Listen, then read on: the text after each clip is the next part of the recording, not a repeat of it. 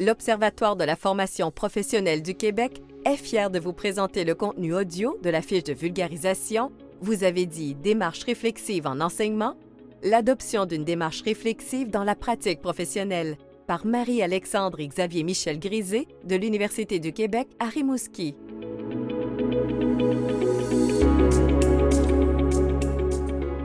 À quoi sert la démarche réflexive en enseignement?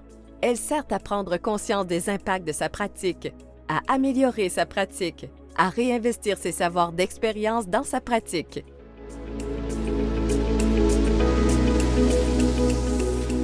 En fait, une démarche réflexive, c'est quand une personne prend le temps de s'arrêter pour réfléchir à ce qu'elle fait dans son enseignement, qu'elle analyse ses actions et ses décisions pour agir avec encore plus de compétences la prochaine fois.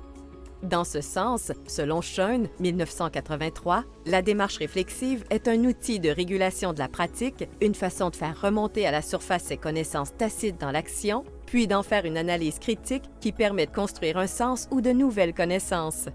Selon Osterman et Kottkamp, 2004, la démarche réflexive permet de développer un haut niveau de conscience de la nature et des impacts de sa propre pratique, créant ainsi des opportunités de croissance professionnelle.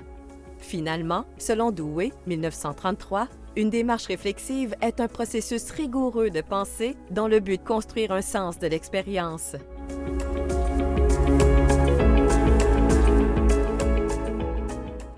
En général, la démarche réflexive ne consiste pas seulement à réfléchir, c'est une forme structurée et rigoureuse de la pensée permettant une croissance professionnelle. Elle permet de faire un retour sur une expérience vécue, de s'interroger sur son déroulement et sur nos actions, et d'émettre des hypothèses desquelles une régulation peut émerger.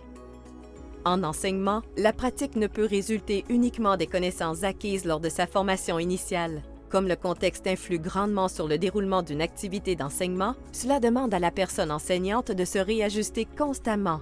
C'est le déséquilibre entre une situation attendue et un déroulement réel qui déclenche une réflexion, soit dans le vif de l'action ou à la suite de celle-ci, qui permet de conceptualiser l'expérience et ainsi générer de nouvelles connaissances pratiques. C'est le principe même du développement professionnel continu. La personne enseignante s'inscrit dans une perspective d'apprentissage tout au long de sa carrière.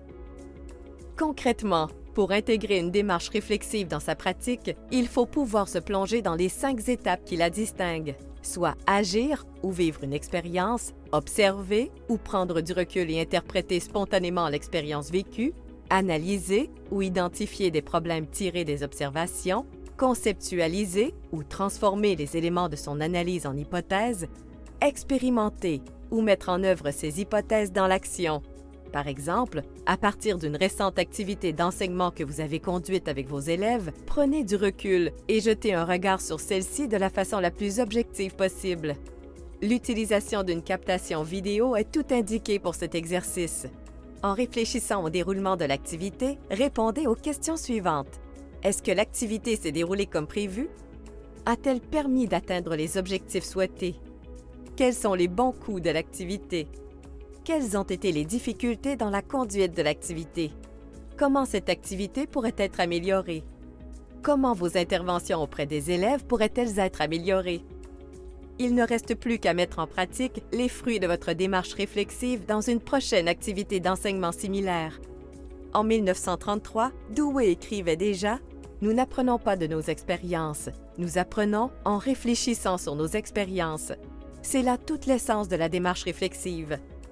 Cela conclut cette brève présentation audio sur la démarche réflexive. Pour en savoir plus, consultez la fiche disponible sur le site de l'Observatoire de la formation professionnelle du Québec.